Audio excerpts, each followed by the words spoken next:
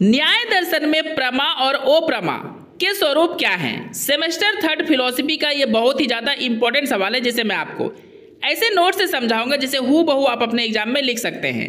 दोस्तों, मेरा ये नोट्स देखने के बाद अगर आपको समझ में आता है तो आप मेरे चैनल को सब्सक्राइब करें, वीडियो को लाइक करें और शेयर करके अपने फ्रेंड्स की भी हेल्प जरूर करें। चलिए दोस्तों, आंसर को डिस्कस करते हैं। सच्चा अर्थात यथार्थ, मतलब यथार्थ बोलिए या सच्चा बोलिए, बात एक ही है। ज्ञान को प्रमा कहा जाता है। सीधा सा मतलब है दोस्तों, प्रमा का मतलब होता है सच्चा ज्ञान।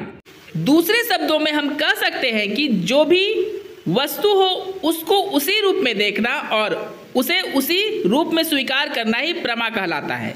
मतलब वस्तु कोई भी हो दोस्तों, उसे हूबहू देखना, मतलब जो है उसी तरह देखना। जैसे कि मोबाइल है तो मोबाइल को हम मोबाइल की तरह देखेंगे, यही नहीं बोलेंगे कि ये टैब है या लैपटॉप है।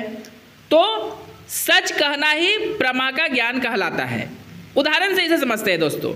रस्सी को देखकर रस्सी ही कहना, सांप नहीं कहना ही प्रमा होती है। क्योंकि दोस्तों बहुत सारे लोग होते हैं जो दूर पड़ी रस्सी को देखकर सांप समझ जाते हैं, और कुछ लोग होते हैं जो रस्सी को देखकर रस्सी ही कहते हैं। तो वस्तु को हूबहू देखकर उसे उसी नाम से पुकारना ही प्रमा कहलाती है। आई होप आपको समझ में आ गया होगा। चलिए आगे डिस्कस करते हैं।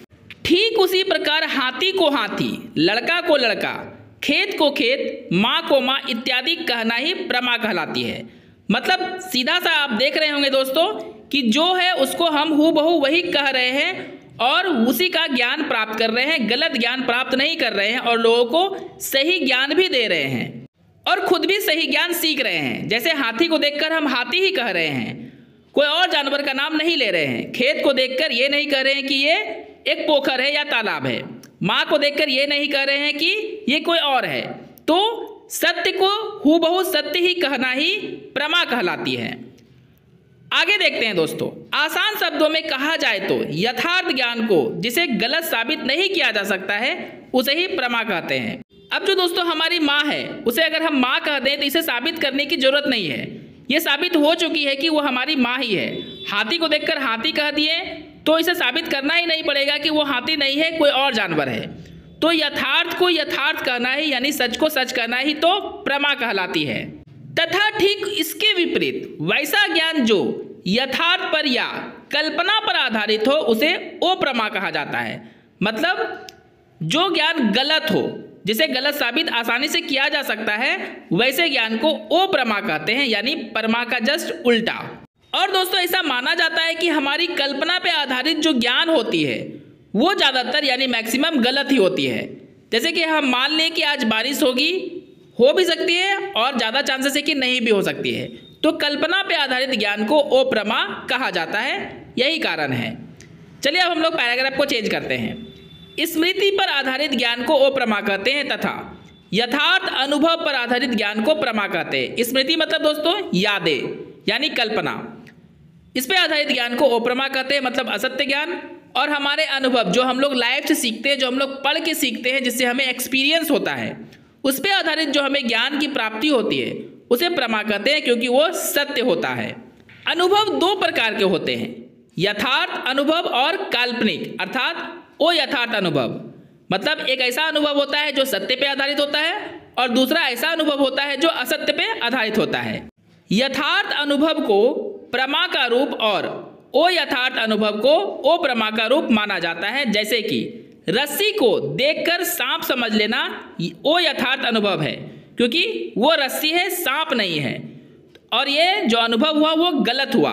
गलत का मतलब काल्पनिक हुआ, हम मान लिए कि वो रस्सी नहीं सांप है, बिना सच को जाने, इसलिए इसे अयथार्थ अनुभव कहा जाता है, जो कि सच पर आधारित नहीं है। जैसा कि हम लोग पहले भी डिस्कस कर चुके हैं दोस्तों, जो सच पर आधारित ज्ञान प्राप्त होता है वह प्रमा कहलाता है, और जो सच पर आधारित ज्ञान नहीं होता है, जिसे गलत साबित किया जा सकता है, वो अप्रमा कहलाता है।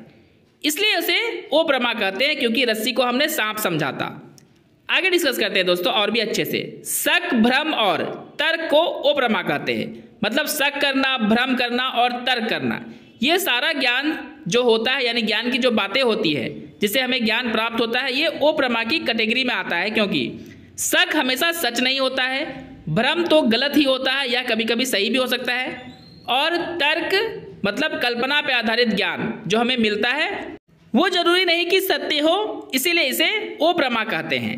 आई होप दोस्तों आपको और भी अच्छे से समझ में आ गया होगा कि शक पर आधारित ज्ञान, भ्रम पर आधारित ज्ञान और तर्क पर आधारित ज्ञान जो होता है जरूरी नहीं कि वो सत्य ही हो, मैक्सिमम टाइम ये असत्य ही होता है, इसलिए इसे प्रमा नहीं अप्रमा कहते हैं।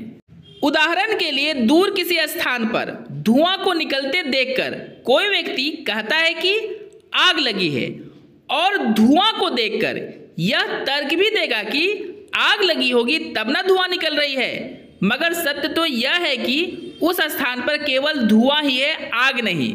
इसलिए तर्क को भी अप्रमा का ही रूप माना गया है, क्योंकि दोस्तों तर्क का मतलब ही तो होता है कि हम मान लिए कि कोई वस्तु के साथ ऐसा हो रहा होगा या किसी स्थान पर ऐसा हो रहा होगा, लेकिन बिना जाने हमने बस अनुमान लगा दिया, और अनुमान लगाने को ही तो तर्क कहते हैं। और तर्क जरूरी नहीं कि सत्य ही हो, वह असत्य भी हो ही सकता है।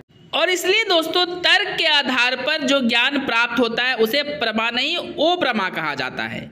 आई होप दोस्तों आपको अच्छे से समझ में आ गया होगा। तो चलिए हम लोग लास्ट पैराग्राफ को डिस्कस करते हैं।